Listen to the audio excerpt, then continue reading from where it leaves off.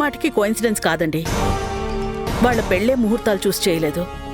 ఆ గొడవలో ముహూర్త సమయం కూడా సరిగ్గా చూసుకోకుండా మధుని కూర్చోబెట్టి పెళ్లి జరిపించేశాం. అసలది మంచి టైమా కాదా అని కూడా పట్టించుకోకుండా జరిపించేశాం. అందుకే ఇవన్నీ ఇలా జరుగుతున్నాయేమో అనిపిస్తోంది. ఎందుకైనా మంచిది ఒకసారి నందు మధుల జాతకాలు చూపించి మంచి ముహూర్తం చూసి ఏర్పాటు చేద్దామండి. లేకపోతే నా మనసు కీడు శంకిస్తూనే ఉంటుంది. ఈ ఒక్క బాధ్యత నాకు అప్పచెప్పండి. నేను సిద్ధాంతి గారిని కలిసి వీళ్ళిద్దరి జాతకాలు చూపిస్తాను. ఎప్పుడు జరిపించాలో నేను చూసుకుంటాను. అలాగే దేవకి, త్వరగా ఏ ముహూర్తం ఉంటే ఆ ముహూర్తం పెట్టించేసి.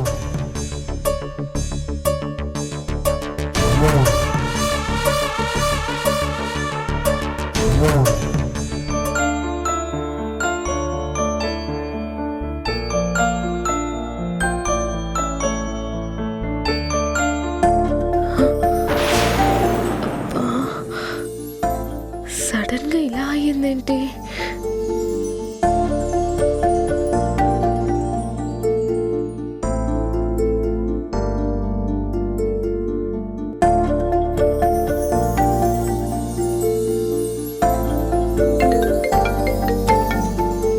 మధు కాల్ చేస్తుందంటే.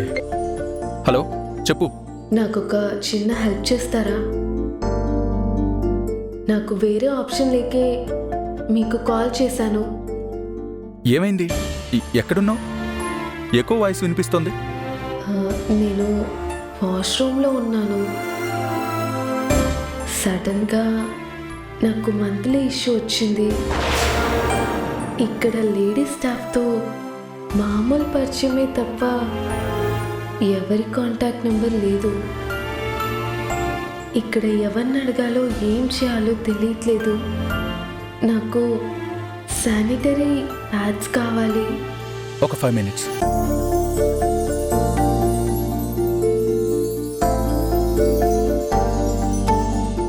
బస్సు బస్సు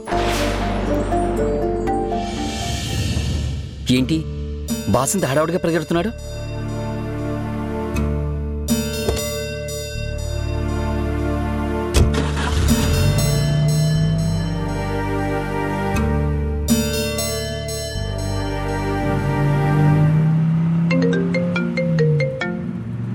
హలో, ఏమైంది బాస్? అంత అర్జెంటుగా కంగారుగా వెళ్తున్నారు? ఎక్కడికి వెళ్తున్నారు? రే, నేను ఒక 10 minutesలో వస్తాను. ఈలోపు సేల్స్ డిపార్ట్మెంట్ మీటింగ్ని ఒక 1/2 hour పోస్ట్పోన్ చేయి. హలో హలో, ఏంటో ఈ మనిషి అస్సలు అర్థం కాడు.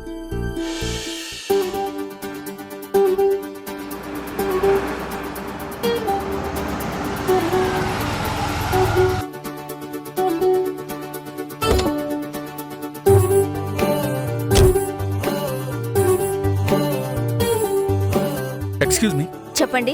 శానిటరీ ప్యాడ్స్ ఉన్నాయా? బ్రాండ్స్ అవి తెలీదు. ఏది మంచిదైతే అది ఇవ్వండి. ఇదిగోండి. ఎంతైంది? ఇదిగోండి. Thank you.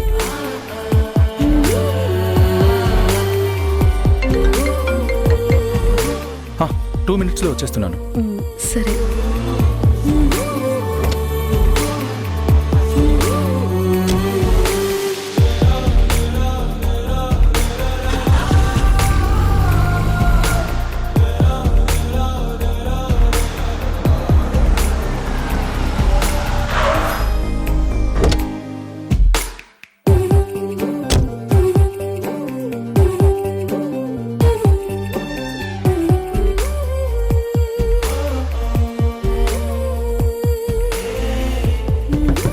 లోపల మనుషులున్నారు. నేనే.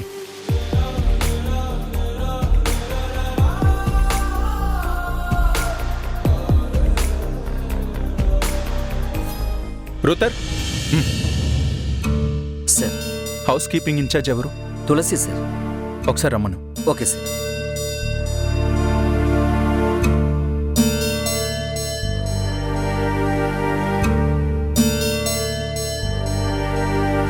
సార్, లేడీస్ వాష్రూమ్స్ క్లీనింగ్స్ అవి కరెక్ట్గానే ఉంటున్నాయా?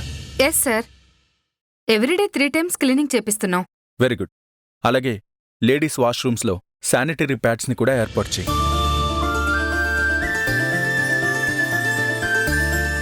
Okay sir. Okay, you may go now. Okay sir. పద.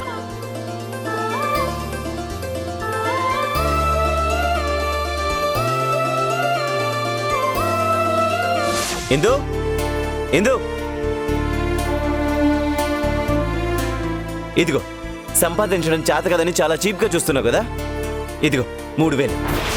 ఇక నుంచి రోజుకి 5,000 నుంచి 10,000 తక్కువ కాకుండా తీసుకొచ్చిస్తాను. ఇంత షార్ట్ టైంలో ఇంత డబ్బు ఎక్కడిది? పైగా రోజు 5,000 నుండి 10,000 వరకు తెచ్చిస్తానంటున్నారు. ఏం చేసి సంపాదిస్తున్నారు? నేనేం దుర్మార్గాలు, దారి దోపిడీలు చేసి తీసుకొని రావడం లేదు. కష్టపడే తెచ్చాను. అదే, ఆ కష్టం ఏంటా అని అడుగుతున్నాను. డెలివరీ బాయ్గా జాయిన్ అయ్యాను. ఎన్ని డెలివరీలు చేస్తే అన్ని డబ్బులు. నువ్వు కష్టపడి పని చేస్తున్నావంటే నేను నమ్మలేకపోతున్నాను. ఏం చేస్తాం, నా కర్మ. నేను పెద్ద బిజినెస్ చేయాలనుకున్నాను, కుదరలేదు. అయినా ఈ డెలివరీ బాయ్గా ఉన్నా రేపు డెలివరీ ఏజెంట్ అవుతాను. ఎల్లుండి ఇదే బిజినెస్కి బాస్ అవుతాను. నేను ఇప్పటికీ నమ్మలేకపోతున్నాను. అదేంటమ్మా ఎలా అంటావ్? వాడు కష్టపడి సంపాదించిన డబ్బులు కన్నతల్లినైన నా చేతికి ఇవ్వకుండా నీ చేతికిచ్చాడు. అందుకు సంతోషించాలే గాని ఇలా ఆరాలు తీస్తూ అనుమానిస్తే ఎలా? ఇందు, నువ్వు చెప్పినట్టుగా నేను సంపాదించడం మొదలు పెట్టాను. నువ్వు ఆ ఉద్యోగంలో జాయిన్ అవ్వు.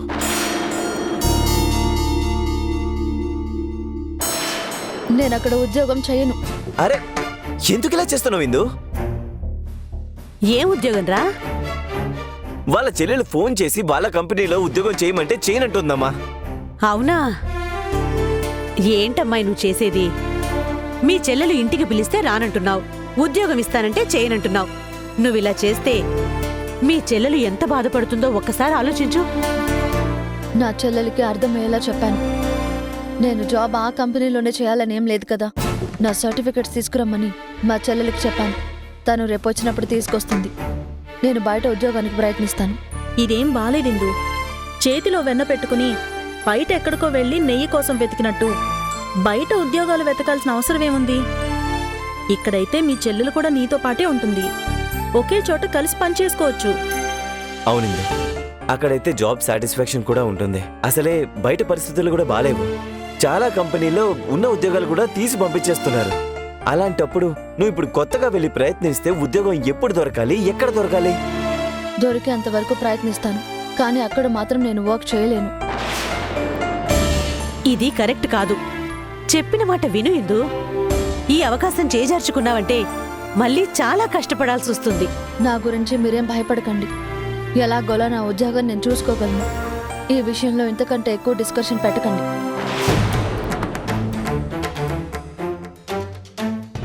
ఏంట్రా దీని పొగురు? బంగారం లాంటి అవకాశం వస్తే ఇలా చేస్తుంది. అదే అమ్మా, నాకు అర్థం కావడం లేదు. ఇందు గనక ఆ కంపెనీలో ఉద్యోగం చేస్తే మనకి చాలా ఉపయోగం రా. ఒకటి, అక్కడ మంచి జీతం వస్తుంది. రెండోది, తను అక్కడ ఉద్యోగంలో చేరింది అంటే మెల్లగా నువ్వు కూడా అక్కడే ఏదో ఒక పని చేసుకోవచ్చు. నువ్వెలాగో బిజినెస్ చెయ్యాలనుకుంటున్నావు కాబట్టి అది పెద్ద వ్యాపార సంస్థ. కోటలో పాగా వేసినట్టు నువ్వక్కడే ఉండి మంచి అవకాశం చూసుకుని ఎంతో కొంత సర్దేశావనుకో, నెమ్మదిగా సొంత బిజినెస్ స్టార్ట్ చేయొచ్చురా. ఆ తర్వాత మెల్లగా పెద్ద వ్యాపారస్తుడు అవ్వచ్చు. ఇదంతా జరగాలంటే ఎలాగోలా నీ భార్యను ఒప్పించరా. ఆ ప్రయత్నంలోనే ఉన్నానక్క.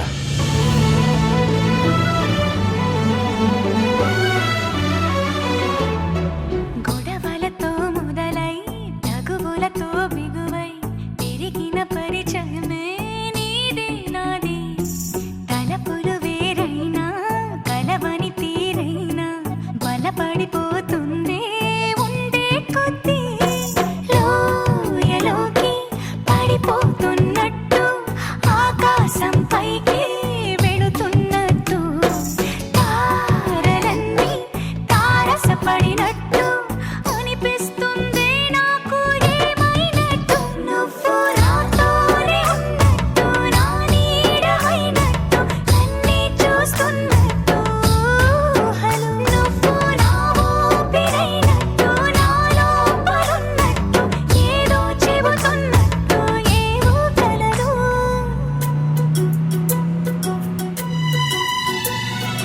చాలా ఆశ్చర్యంగా ఉంది. ఏమన్నారు? ఇవాళ వింతగానూ ఆశ్చర్యంగానూ ఉంది. వింత? మీరు ఆశ్చర్యపోయేంత వింతేం జరిగింది? అవును మరి, మామూలుగా అయితే నువ్వు ఒక్క క్షణం కూడా మాట్లాడకుండా ఉండవు. ఎప్పుడు చూసినా చిన్న గ్యాప్ కూడా ఇవ్వకుండా లొడా లొడా అని మిక్సీలో రాళ్ళేసి తిప్పుతున్నట్టు అవతలోడి పరిస్థితి కూడా పట్టించుకోకుండా మాట్లాడుతూ ఉంటావు. అలాంటిది ఆఫీస్ దగ్గర కారు ఎక్కిన దగ్గర నుంచి ఇప్పటి వరకు మాట్లాడకుండా సైలెంట్గా ఉన్నావు. నాకు తెలిసి నీ లైఫ్లో అతిపెద్ద సైలెన్స్ ఇదే అనుకుంటా. నేనేం సైలెంట్గా లేను, చాలా మాట్లాడుతున్నాను.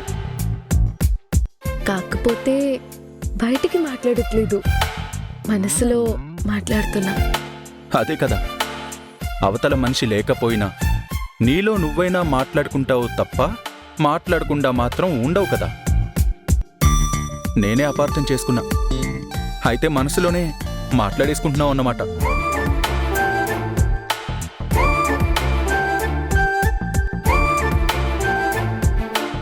Thanks and sorry. థ్యాంక్స్ దేనికి, సారీ దేనికి?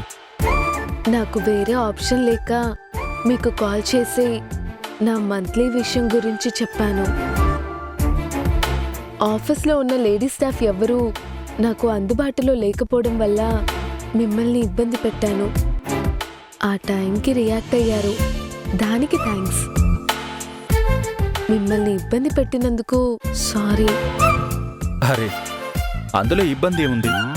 ఇవన్నీ నేచర్లో సహజంగా జరిగే విషయాలు. మా ఇంట్లో మా అమ్మ లేదా చెల్లి లేదా, దీనికంత ఫీల్ అవ్వాల్సిన పని లేదు. అయినా అన్ని విషయాల్లోనూ చాలా ధైర్యంగా ఉంటావు కదా. ఈ విషయంలో మాత్రం ఇదేదో చెప్పకూడని విషయం అన్నట్టు చెప్పడానికి ఎందుకంత ఇబ్బంది పడ్డావు? ఇంకా ఏ కాలంలో ఉన్నావు? మీరు చెప్పింది కరెక్టే కావచ్చు, కానీ మీకలా చెప్పడానికి నాకెందుకో ఆ క్షణం ఇబ్బందిగా అనిపించింది. నేచర్లో సహజంగా ఎప్పుడూ జరిగే విషయాల గురించి హెస్టేట్ చేయాల్సిన అవసరమేమీ లేదు. అయినా నీకు మంత్లీ డేట్ ఐడియా ఉంటుంది కదా, ఎందుకు ముందు జాగ్రత్తతో ఉండలేకపోయావు? అంటే నార్మల్గా అవ్వాల్సిన డేట్ కాదు, 1 వీక్ ఎర్లీగా అయిపోయాను. నాన్న హాస్పిటల్ పాలవ్వడం, అక్క గురించి టెన్షన్ అండ్ ఇవన్నీ ఆలోచిస్తూ కొంచెం స్ట్రెస్ఫుల్గా ఉన్నాను కదా. ఆ స్ట్రెస్లో ఇలా అయిపోయినట్టుంది, అందువల్ల అంత జాగ్రత్త పడలేదు. ఓ, అలా కూడా ఉంటుందా? నీపై కోపాన్ని ఎందరి ముందైనా ఎదురే లేకుండా తెలిపే నేను. నీపై ఇష్టాన్ని నేరుగా నీకైనా తెలపాలనుకుంటే తడబడుతున్నాను.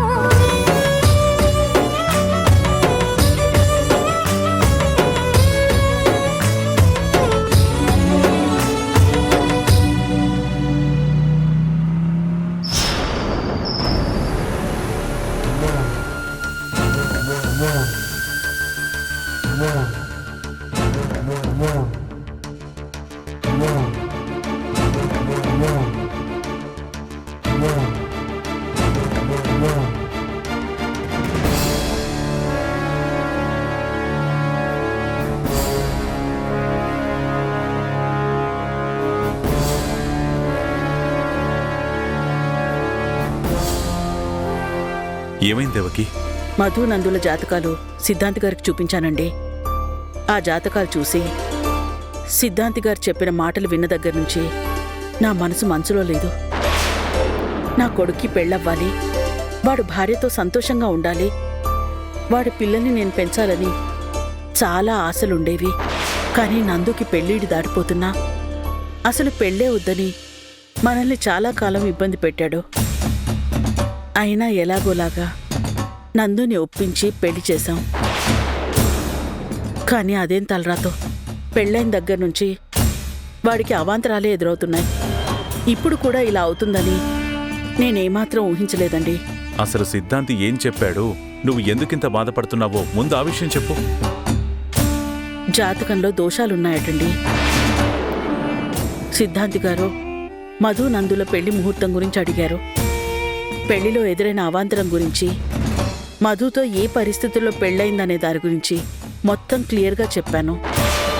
సిద్ధాంతి గారు వాళ్ళ జాతక చక్రాలు వేసి పెళ్లి జరిగిన ముహూర్తాన్ని బట్టి చూశారో వాళ్ళిద్దరి జాతకాల ప్రకారం ఆ ముహూర్తంలో పెళ్లి జరిగి ఉండకూడదట.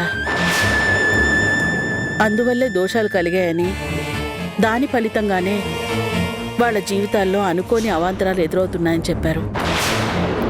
వాళ్ళ జాతకం ప్రకారం ఓ 6 నెలల వరకు గడ్డు పరిస్థితే అంటున్నారు. ఈ 6 నెలలలోపు అసలు తొలిరే ఈ ఏర్పాట్ల గురించి ఆలోచనే చేయొద్దంటున్నారు. ఇంకా నువ్వు ఏ కాలంలో ఉన్నావు దేవకి? ప్రపంచంలో అన్ని దేశాలు ముహూర్తాలు జాతకాలు చూసుకుని బతుకుతున్నాయా ఏంటి? నువ్వు ఇవన్నీ పట్టించుకోకు. మిగతా ప్రపంచం గురించి మనకెందుకండి? మనకి మన పిల్లల భవిష్యత్తే ముఖ్యం, వాళ్ళ జీవితాలు ముఖ్యం. మన ఆచారాలు, మన నమ్మకాలు మనకున్నాయి కదండి. మనం ఏం చేసినా వాటిని నమ్మే కదా ముందడుగు వేస్తాం. మీరే ఆలోచించండి. పెళ్ళైన దగ్గర నుంచి మొత్తం సిద్ధాంతి గారు చెప్పినట్టే జరిగింది కదా. కార్యం జరిపించాలని ప్రయత్నించిన 2 సార్లు ఇలాగే జరిగింది. అదేదో కోయిన్సిడెంట్ గా జరిగిందని చెప్తున్నాను కదా దేవకి. ఇప్పుడు చేస్తే ఏమవుతుందో చూద్దాం. అలా మాట్లాడకండి. సిద్ధాంతి గారు అలా చెప్పినప్పటి నుంచి నాకు భయం వేస్తుంది. ఇప్పుడు కానీ ముహూర్తాలు పెట్టి అలాంటి ప్రయత్నాలు చేస్తే ఏదో ఒక పెద్ద ప్రాణానికి ప్రమాదం అని చెప్పారండి. ఆల్రెడీ రామచంద్ర అన్నయ్య ఒక ప్రమాదం నుంచి బయటపడ్డారు. మీకున్నంత ధైర్యం నాకు లేదండి. పిల్లల జీవితాల్ని రిస్క్లో పెట్టలేను. 6 నెలలే కదండి, అంతవరకు ఆగితే ఏమవుతుంది?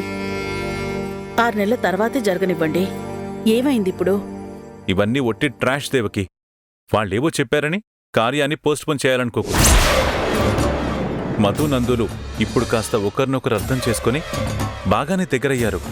ఇప్పుడు ఆ కార్యం కూడా జరిపించేస్తే వాళ్ళ బంధం ఇంకా బలపడుతుంది. అది కాదండి. నువ్వేం మాట్లాడకు దేవకి. అసలు ఏ ముహూర్తం లేకుండానే వాళ్ళ తొలి రేయికి ఏర్పాటు చేస్తాను. ఏ పెద్ద ప్రాణానికి ప్రమాదము కూడా చూస్తాను.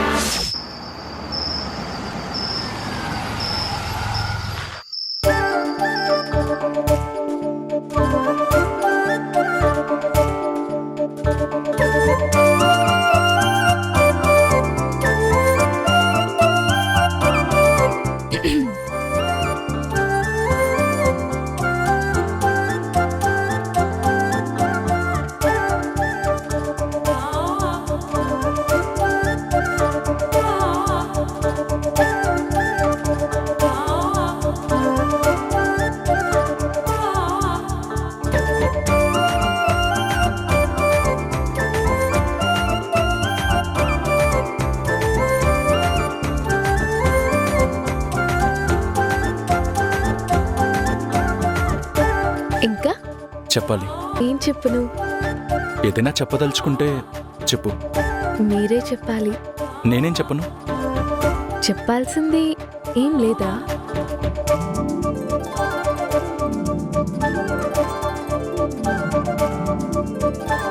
ఏం లేదు. ఉండనా మరి?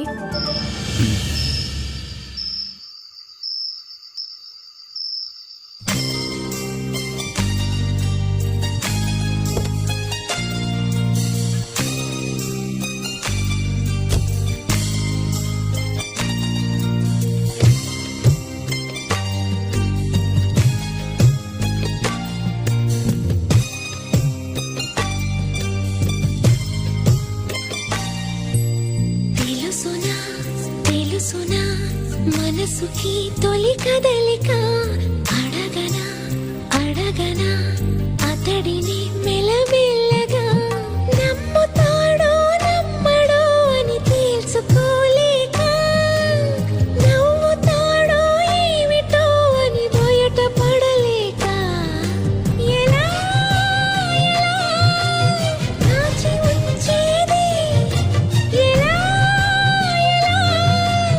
దాన్ని ఆపేది తెలుసునా తెలుసునా మనసుకి తొలి కదలిక అడగనా అడగనా అతడిని మెలమెల్లగా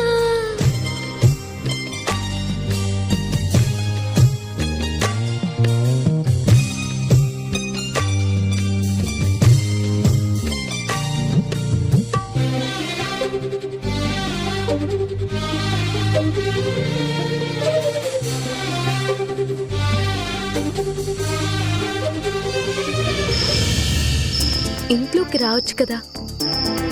రావచ్చు, కానీ భయంగా ఉంది. భయమా? దేనికి? మర్యాదలతో మర్డర్ చేసినంత పని చేస్తారు మీ ఇంట్లో.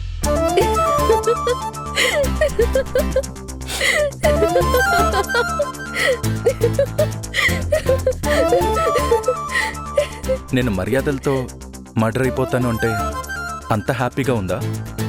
మీరేం అంత భయపడక్కర్లేదు. జస్ట్ కాఫీతో సరిపెట్టిస్తాం, రండి. అమ్మా, ఈ విషయంలో మాత్రం నేను మీ ఇంట్లో వాళ్ళని నమ్మను. అతి స్పెషల్గా మీ నాన్నని అస్సలు నమ్మను.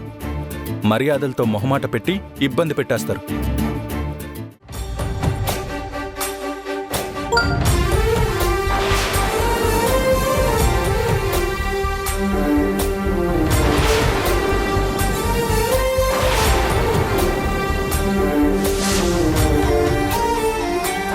ఇప్పుడు నా కొడుకుని చూస్తుంటే నాకు చాలా సంతోషంగాను హాయిగాను ఉంది.